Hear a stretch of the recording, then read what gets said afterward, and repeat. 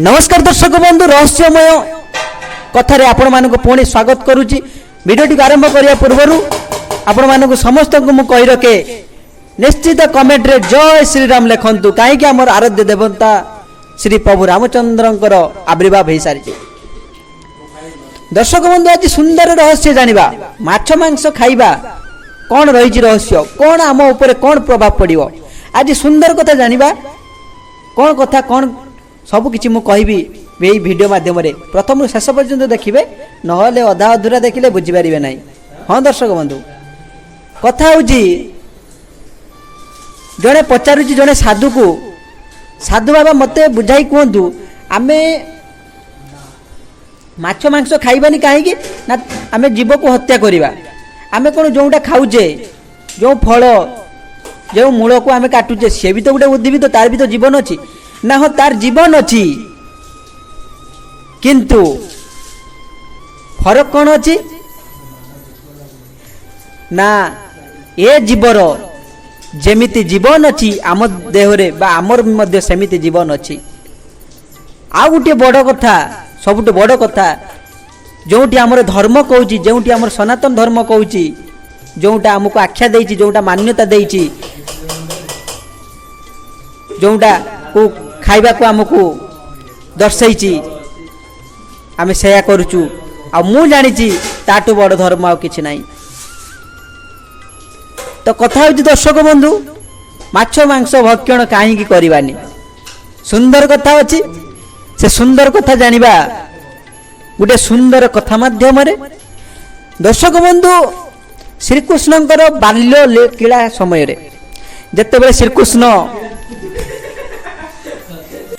कथा होची श्रीकृष्णकर बाल्य क्रीड़ा समय रे जेतेबेले बाल्य क्रीड़ा करूथांती सी थरे कौन है से गोटे बण मध्य को प्रवेश करिसेंती एवं गोटे गछ पछपटे से नुची जाइछंती काहेकि ताको सांग माने ताको खोजुचंती ये कौन है ना नुची जाइछंती। सेही समय रे गोटे हरिण दौड़ीछि आ बहुत जोर से डरी जाइछि काहेकि ना जन को देखिले जना पड़िबो केमिति कौन तो जना पड़ुची से हरिणटी भयभीत अच्छी एवं से पछपटे आसिक नुचिला कहार श्रीकृष्णकर पछपटे नुचिला तो जेतेबेले से पछपटे नुचिगला श्रीकृष्ण बुझीपारु नांती कौन पाई नुचिला कौन कथा। ठीक किछि समय परे गोटे शिकारी दौड़ी आसिक पहुंचला एवं कृष्ण को कहूची तमे मोर शिकार को छाड़ी दियो कहीं ना मु ताकू शिकार करी एवं ताकू मारी आज खाइबी। श्रीकृष्ण कथा टी बुझीपारे ना कौन है तमें ताकू शिकार करी तमें ताकू मारिबो तमें जानिच जीव हत्या महापाप ना महापाप केमिति मु ताकू ए जीवन जंजाल उद्धार देवी एवं ताकू मारी मु खाइबी मोर मध्य भक्षण हब मोर मध्य आत्मा तृप्ति हब। कथाटी से केमिति बुझेबे श्रीकृष्ण बुझी पारिले जे ये अज्ञानी अछि या को ज्ञानर उदय हवा दरकार तेबे जाई कि से बुझी पारिबो प्रकृत कथाटे बा प्रकृत सत्य कथाटे बा प्रकृत आम धर्मर कथा आम सनातन धर्मर कथा से प्रकृत रे कोन कथा से बुझी पारिबो। तो से बुझेबा को से चेष्टा कले से शिकारी जन को से कहउचंती आज्ञा मु आपन गुटे कथा कहबी आपन टिके सुनिबे दया करिकी। तो शिकारी जन को कहउची आज्ञा मोर तो सेते किछि ज्ञान नाही तथापि आपन जदि किछि कहबा को चाहुचंती तो मोर कोन मोर समय अपचय हेबार भी नाही मु निश्चित आपन कथा मु सुनिबी आग्रह सहित से सुनिबा को प्रकाश कले ताको आगरे।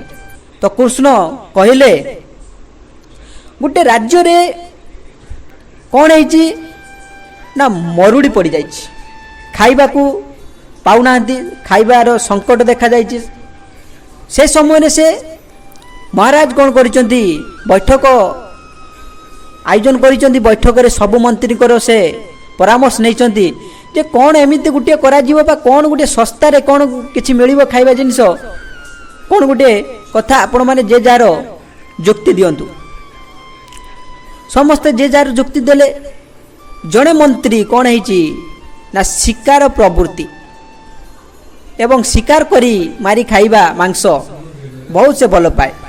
ତ ସେ ଭାବିଲା ଏଇଟା ହେଉଛି ଠିକ୍ ପ୍ରକୃତ ସମୟ ଯେଉଁଟା ରାଜାଙ୍କୁ କହିଦେଲେ ରାଜା ପରମିଶନ ଦେଇଦେବେ ଏବଂ ମୁଁ ଶିକାର କରିବି ନିର୍ଦ୍ୱନ୍ଦରେ ଏବଂ ମାଂସ ମୁଁ ଖାଇବି। ସେ ରାଜାଙ୍କ ଆଗରେ ଜଣାଉଛନ୍ତି ମହାରାଜ ଶିକାର କରିବା ଏକ ଶସ୍ତା ସୁନ୍ଦର ଏବଂ ଶିକାର କରି ମାଂସ ଖାଇବା ମଧ୍ୟ ତାଠୁ ଭଲ ଶସ୍ତା କଥା ଏବଂ ପ୍ରୋଟିନ୍ ମଧ୍ୟ ମିଳିବ।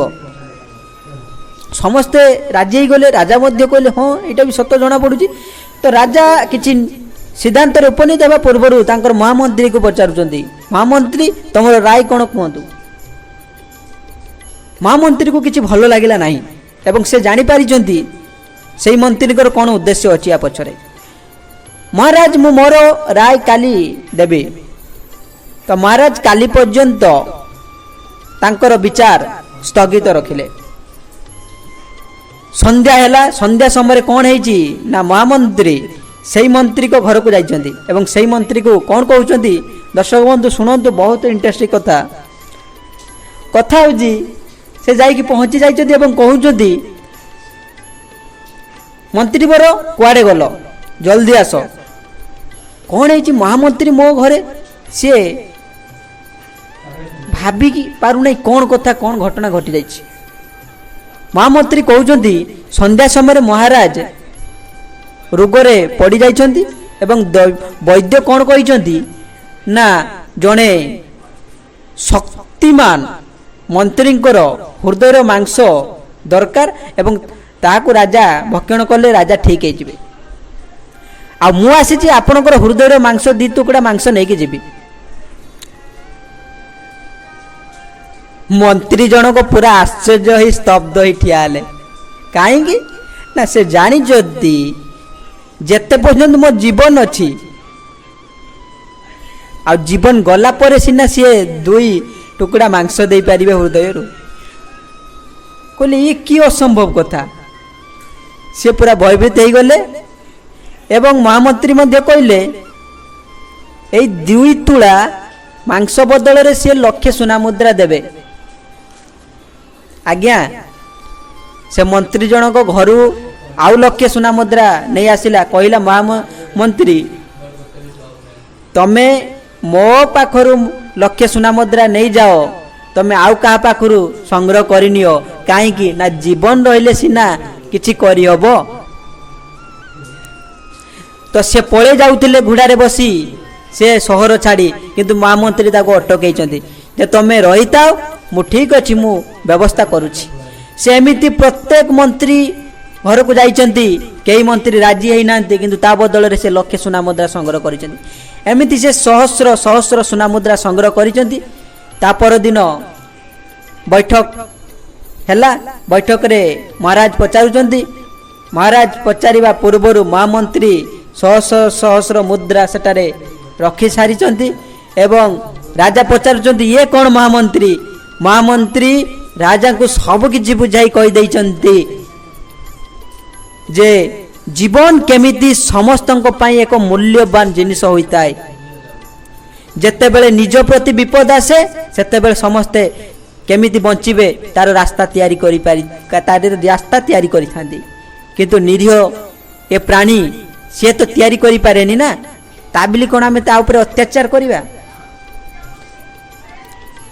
ରାଜା ବୁଝିପାରିଲେ ଏବଂ ସେ ଯେଉଁ ସଂଗୃହୀତ ହୋଇଥିବା ମୁଦ୍ରା ରାଶିରେ ତାଙ୍କର ପ୍ରଜାମାନଙ୍କୁ କହିଲେ ତମେ ଚାଷ କର ଏବଂ ଏହାକୁ ଚାଷରେ ଲଗାଯାଉ, ଭଲ ଚାଷ ହେଉ, ନିଶ୍ଚିତ ଆମର ଏ ଅଭାବ ଦୂରୀକରଣ ହେଇଯିବ। ଶ୍ରୀକୃଷ୍ଣ ବୁଝାଇକି କହୁଛନ୍ତି ସେ ଶିକାରୀ ଜଣକୁ ପ୍ରତ୍ୟେକ ଜୀବନ ମୂଲ୍ୟବାନ ହେଇଥାଏ ଏବଂ ଜୀବକୁ ହତ୍ୟା କରିବା ମହାପାପ ଅଟେ। ଯେତେବେଳେ ନିଜ ଜୀବନ ନିଜ ପାଇଁ ମହତ୍ତ୍ୱ ହୋଇଥାଏ, ଆମେ ଅନ୍ୟ ଜୀବନ ନେବା ଆମ ପାଇଁ ମହାପାପ ହେବ ନିଶ୍ଚିତ। ଦର୍ଶକ ବନ୍ଧୁ, ଯେଉଁ ଇଏ ଅନ୍ଧକାର ଥିଲା, ଏ ଅନ୍ଧକାର ଯେତେବେଳେ ଦୂରୀଭୂତ ହେଇଗଲା, ଶିକାରୀ ଜଣକ ବୁଝିପାରିଲା ଏବଂ ସିଏ ନିଷ୍ପତ୍ତି ନେଇଛି ଯେ ମୁଁ ଆଉ କେବେ ଜୀବନରେ ଶିକାର କରିବି ନାହିଁ, ମାଂସ ଭକ୍ଷଣ କରିବି ନାହିଁ। ଦର୍ଶକ ବନ୍ଧୁ, ଖାଲି ମାଂସ ଭକ୍ଷଣ କଲେ କ'ଣ ଆମର ପେଟ ପୁରିବ? ନାହିଁ, ତା ପାଇଁ ଆମର ବହୁତ କିଛି ଅଛି। ଆମକୁ ଧର୍ମ ଆଖ୍ୟା ଦେଇଛି, ଆମକୁ ଏସବୁ ଖାଇଲେ ଆମର କିଛି ପାପ ହେବାର ନାହିଁ, କିଛି ଜୀବନ ଯିବାର ନାହିଁ। ତ କାହିଁକି ଆମେ ପାପ କରିବା? କାହିଁକି ଗୋଟେ ନିରୀହ ଜୀବନର ବା ନିରୀହ ପ୍ରାଣୀର ଆମେ ଜୀବନ ନେଇଯିବା? ନିଜ କଥା ଚିନ୍ତା କରନ୍ତୁ ଏବଂ ଭିଡ଼ିଓଟି ଯଦି ଭଲ ଲାଗିଥାଏ ଲାଇକ୍ ଆଉ ସେୟାର ନିଶ୍ଚିତ କରନ୍ତୁ। ଆଉ ନିଶ୍ଚିତ କମେଣ୍ଟରେ ଆପଣଙ୍କର ମତାମତ ନିଶ୍ଚିତ ଦେବାରେ